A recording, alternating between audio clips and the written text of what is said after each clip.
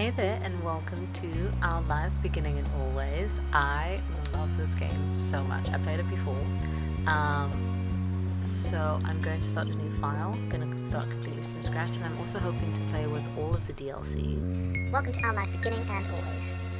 There are various ways you can customize and interact with the game. This tutorial is an overview of how certain features work. I'm going to play through the tutorial again because it has been 3 years since I've last played this game. You can read the full tutorial from the main menu, everything else in detail. Start with the game divided into 4 time periods called steps. Step 1, childhood. Step 2, adolescence. Step 3, young adulthood. Step 4, adulthood. Our life is further divided into sets of vignettes that take place directly during specific periods of time. These are called moments. Moments can be played in any order, skipped entirely. You move on to the next step whenever you feel like selecting that summer is ending.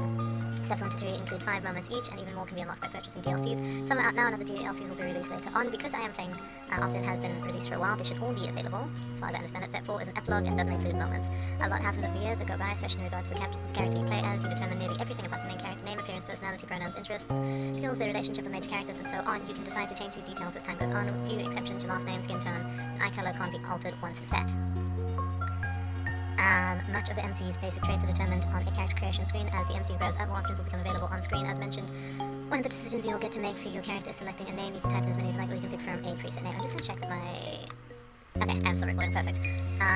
Preset options are called voice names because the name will be voiced aloud by the romantic lead. You'll get to hear him say your name as you play through the story. Only the default name, Jamie, is included in the base game. Hundreds more can be added by getting a free voice name expansion DLC. The full collection of names is separated out as DLC because of how large it is. If you're not interested in the feature, you don't need to get it. Each name the DLC belongs to or selected by someone who supported this project. On the character creation screen, there's a cute doll you can decorate to get an idea of what your MC looks like with the different traits put together. All the things that you decide about the MC appear on the doll. The script referencing what you decide for the MC is the main way that decisions influence the game. Our life is a first-person perspective, so your character doesn't appear next to the other character sprites. You only see the MC as a decorative doll in special cut-in CG images. The cut-in CGs only appear if certain choices are made. It's possible to not see any during a playthrough. There's also a second type of special MC-based screen, the interest comfort screen. Unless you get DLCs, the game has one love interest. Unless you get DLCs, the game has one love interest. I did not know about that. Cove, Holden, he grows up with the MC. The interest comfort screen is crucial in determining how that plays out. Interest levels sets how much you like him. There are 4 levels: disinterest, fond, crush, and love. Love is only available starting in step 3 and if you were at fond or crush in step 2. Comfort determines how you generally react. Then when it comes to him, there are 3 levels: nervous, relaxed, and direct. Your level of interest and comfort will set the type of dynamic your character has with the love interest. What you did in the past will influence the present, and feelings can change with time. You get to pick your interest comfort near the beginning of every step. Comfort can switch between 3 levels as you please. Your interest level can only stay at the same or increase. Your current level of interest will become the new lowest option on the screen in the future. Example, if you decide to be fond in step 1, disinterest will not be available on the screen in step 2 and 3, which will make fond the bottom level option of your relationship. Interest level has an impact when it comes to physically interacting with Cove. While growing up, things are rather simple. You get along with one another, have a close relationship. You can choose to touch him, Cove, or occasionally interact with him, see in the light-hearted or comforting ways, but starting at step 3, touching can become more romantic or suggestive if you're at crush or love. To make sure things go nicely with that, there will be an extra choice to determine initiative level, and a bonus mini tutorial goes along with that choice to explain the feature in more detail. Basically, even if you decide you like Cove, the game won't force you to act on those feelings. You can always choose not to get together with him, choose not to accept or give romantic gestures, etc. If you do decide to date Cove, though, you can't break up with him later. Interest comfort gets the basics down, but it's choices that appear throughout the normal game events that decide what actually happens between MC and Cove. This is a lot of talking. I need a sip of tea. No, that's a bit better. And it isn't only the MC who is impacted by your decision. Cove grows and changes over the years. How he's treated, what he experiences help shape who he becomes. Steps 2 and 3, Cove's personality, appearance, and interest will vary based on what happened in the previous steps. It's something of mystery exactly how your decisions end up changing him. You can try to guess as you go along, or if you prefer, you can also design your own ideal Cove directly by using the Cove Creator option that pops at the beginning of steps 2 and 3.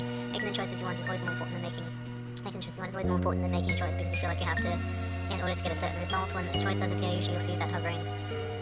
does appear, usually you'll see that hovering the cursor over an option shows a certain color, yellow, blue, or green. The colors aren't related to specific points or effects, they're only there to give you a bit of insight on the tone, emotion of the choice, since the text alone potentially can be read in more than one way. Blue tends to be casual, straightforward, yellow more emotive, reactive, and green less certain and committed. Though there are hundreds of options in our life, and not every choice menu falls in line with that platform.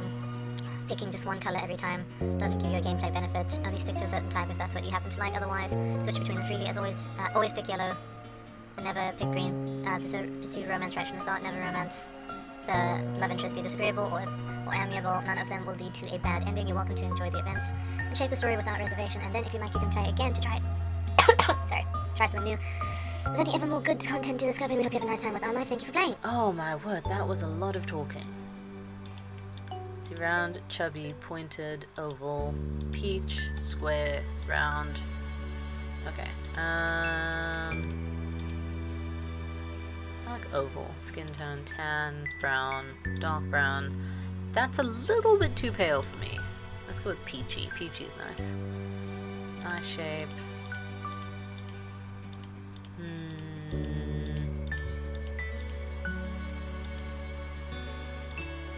I do think that one's cute. Let's go with green, pink, purple. Where's red? Was red an option? Yeah, there we go. Voiced name. I do remember. Oh, I thought there was a... maybe it was a Sunny name? Simi, Simons... Am I misremembering? I definitely went through the names at one point, and I was like, oh, that one's perfect. Savannah. Oh, no, I'm picking Savannah, Sandy... Hang on. Oh, it's because I wasn't scrolling. Bunny. Yes, let's go with Bunny.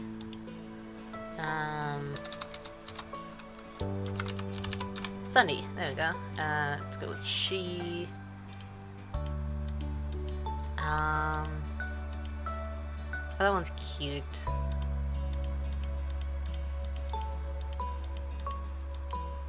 Just look like Muzon now. Perfect. Evans. Braided front. Two-toned.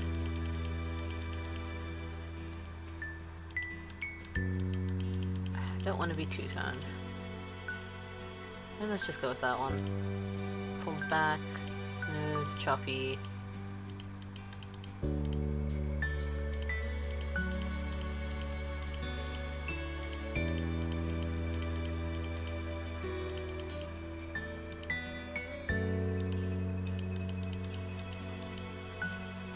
Let's just go with that one.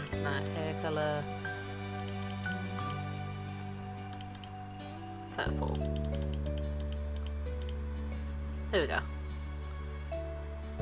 Okay, I think I'm happy with that. Change page. Birthmarks. That's cute. Can't see this birthmark. Oh well. Nah, don't like that one. Scar. Can't see that scar. I'm assuming it's somewhere on the face. Yeah. I'll keep that scar on the cheek. Don't like the rosy cheeks, but I do like the freckles. And then it says chubby, slender. Let's go with medium. And let's not go with glasses. I don't like the glasses. Change page. Birthmarks. Let's go birthmarks on the arm, leg, and back. Scars on the arm and the legs. Freckles on the arms, legs, and torso. Clothing type. Okay, definitely.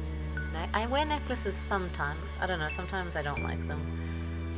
I don't wear bracelets and I don't wear hats, so I'm gonna keep those off. I don't like them. Let's see, pants, skirts, dresses, shirts. Comfortable with everything. Cool. Okay, done. Summer in Sunset Bird was a special time of year. Your usually sleepy town began to bustle. It was a popular tourist destination, with people coming from all over to enjoy the beach, the weather, and the relaxation that came with both. The smell of the ocean, crisp and salty, hung in the air, bringing 3 whole months of schoolless vacation with it. During the summer, your moms didn't like you to wander too far outside of your neighborhood, so you knew the area pretty well. That includes the people. Families came and went from Sunside Bird, but they mostly stayed and did what your mom called putting down roots. They built businesses, they got to know each other, and they definitely said hello to the nice young kids who waved when passing their stores. Going for a walk around town mostly meant that familiar, friendly residents waved, or asked how your family was, or most often just said hello. You didn't really get why they always had to say hi. You ended up saying hi to a lot of different people. You were too anxious to say hi back. Let's say I said hi to a lot of different people. You enjoyed learning all about where they were visiting from and hoped to visit those places one day too. But today, there was a man sitting on the curb outside your house. He was sitting with his head in his hands, his whole body slumped over, and you wondered if he was even a real person, or a statue that had magically sprung up from the ground overnight. Whoever, or whatever he was, you had never seen him before. One thing about knowing everybody in Sunset Bird was that people who you didn't recognize really, really stood out. It was rare for tourists to venture into the residential district, as your moms called it. So for you, not knowing who a total stranger was set off a lot of red flags. Your moms had a talk with you and your big sister Lizzie about this kind of situation before. He hadn't exactly been listening at the time. You think it would be okay to talk to new people. They mentioned that some people aren't good to talk to, but other types of people you can help. Other types of people can help you even if you don't know them, and you remember that it's okay to run away if you feel uncomfortable. You don't have to worry about being polite then. I like this one. You weren't sure about this man yet. Still, you felt a bit scared knowing that he was blocking the way to your front door, but you were pretty interested. You wanted to know more about what was going on, whether it was nice or not. You didn't want to be bothered. Pretty interested. You slowed down, your eyes remaining fixed on the man. There was a split second when your eyes met, and you knew he was aware he wasn't alone on the streets anymore. Hey! I heard that quite intensely. Hey! There we go, that's a bit better. You raised your eyebrows at the shout. Did he want something? Is that why he was here? The man stood up and started to make his way towards you. Not wanting to seem approachable, you folded your arms instead, still unsure about him but willing to be friendly. You offered the stranger a smile. I'm gonna be arms crossed because I know he's fine because I've played this game.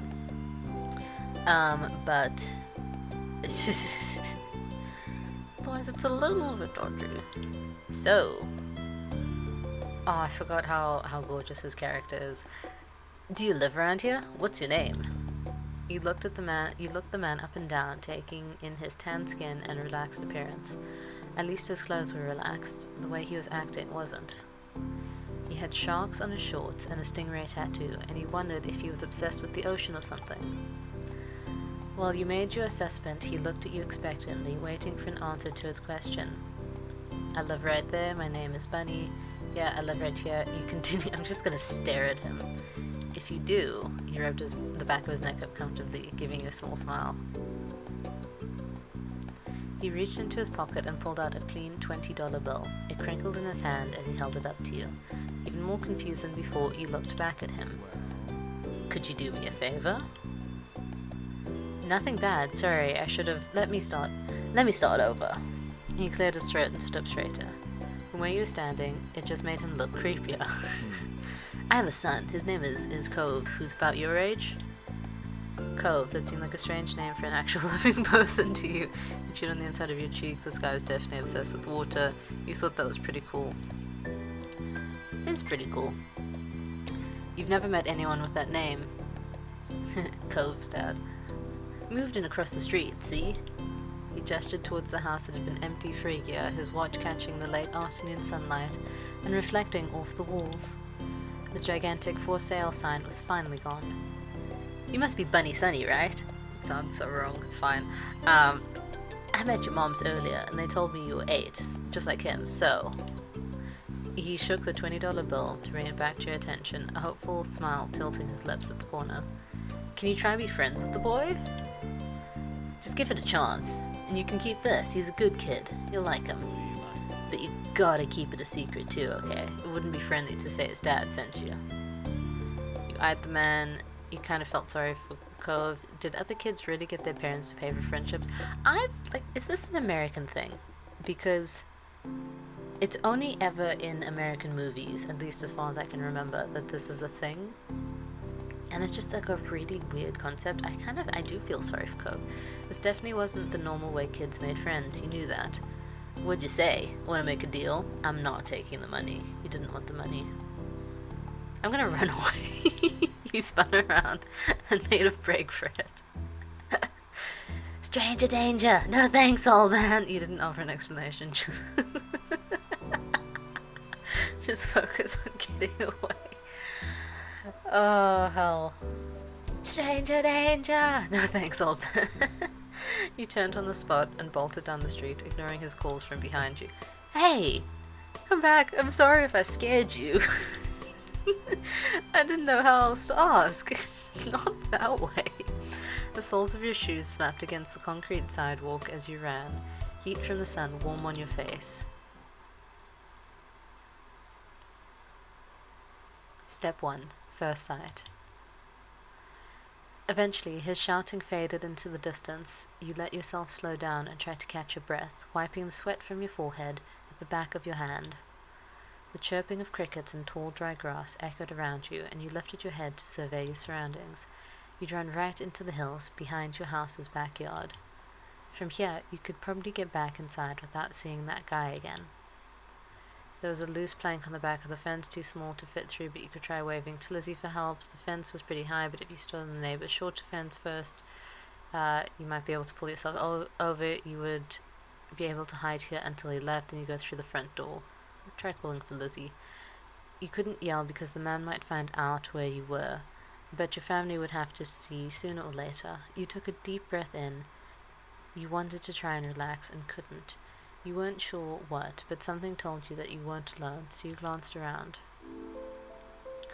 There was a boy sitting at the top of one hill, almost completely hidden within the long grass and white flowers surrounding him. His head was buried in his knees, staring ahead by himself. For whatever reason, probably just that he wasn't paying attention, he hadn't noticed you yet. You watched him a minute longer, feeling a little bit like you'd found a deer in the wild. Though deer didn't have green hair, wavy eyebrows, huge glasses, pink cast, sad frowns, but this new boy did. You wondered what could have upset him. After a few more seconds, you took a step forward, and then another. Oh, he sees me, and then he glanced your way. His aquamarine eyes reflected the light of the moon. You stopped, raising a hand to acknowledge him and show you weren't scary. Hi, hey Space Cadet, are you lost?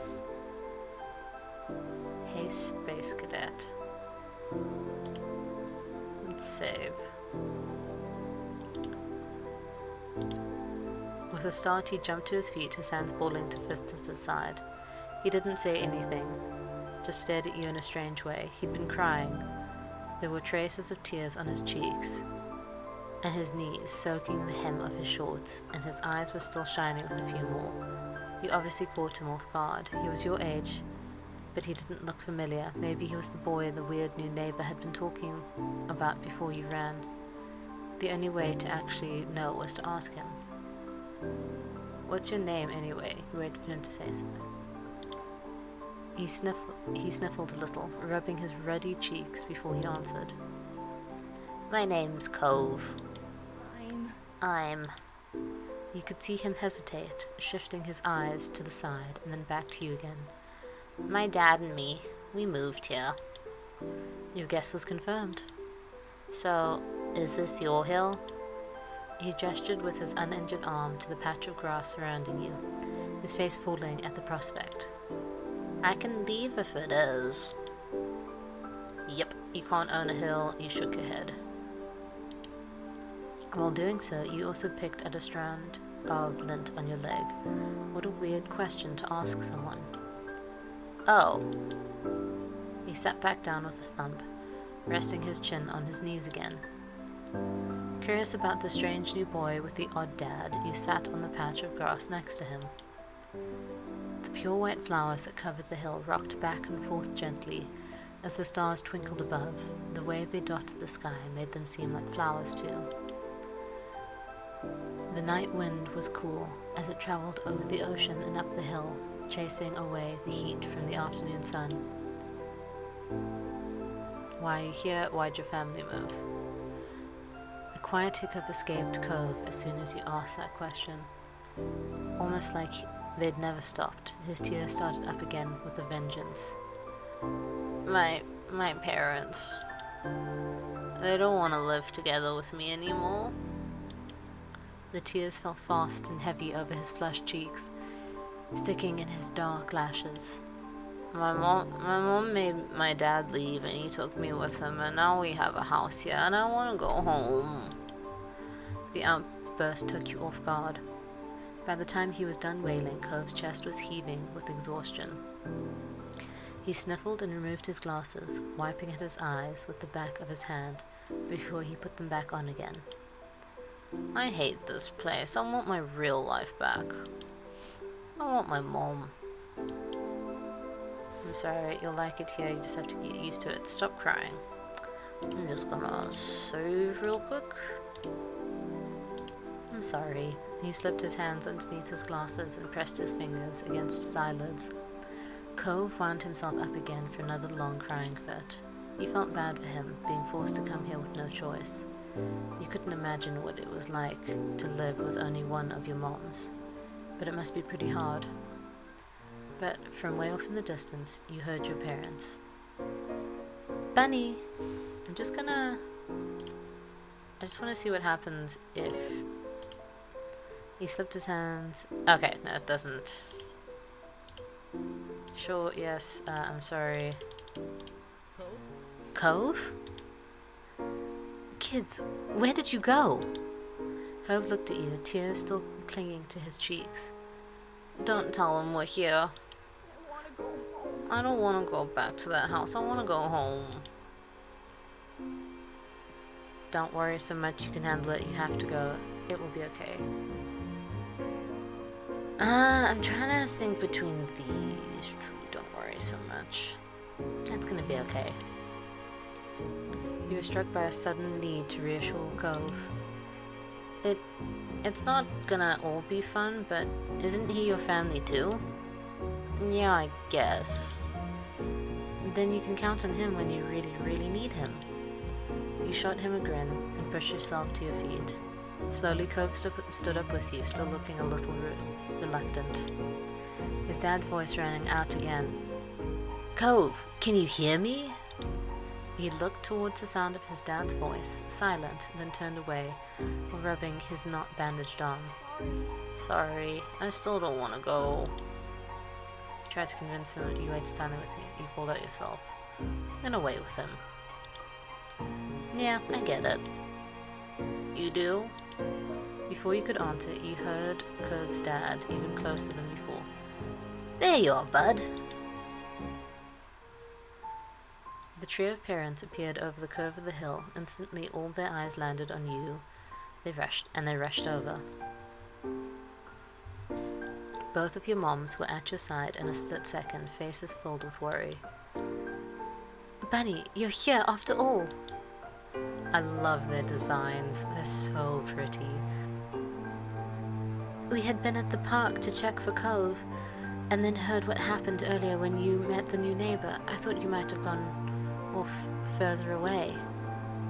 No, we were just sitting in the grass. Why is everybody acting such a big thing? We're okay, don't worry. We were just sitting in the grass.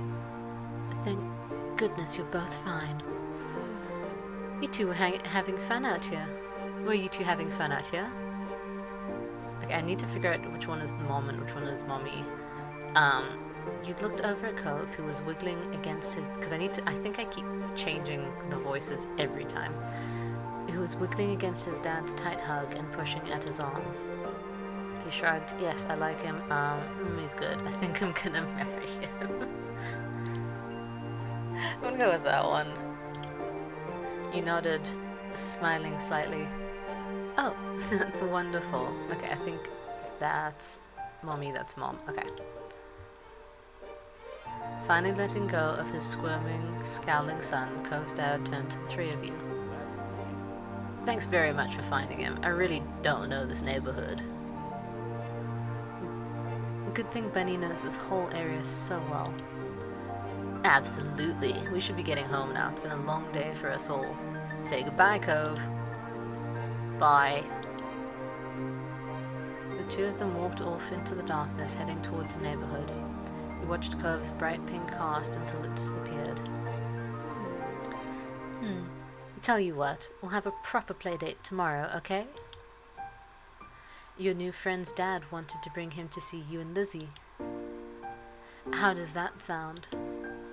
Sure, Can I show my stuff? It sounds like words.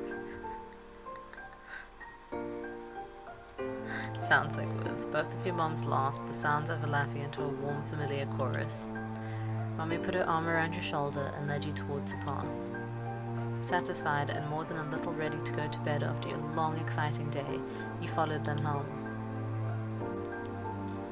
Choose your feelings for Cove. This is how you feel towards Cove for the step. It can change in later steps.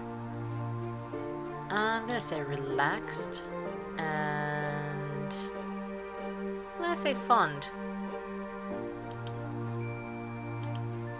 Okay, we're not going with crush yet because I think we're 8 years old. We'll go with fond. Begin step 1 at relaxed fondness. You won't be able to change it again until step 2. Yes.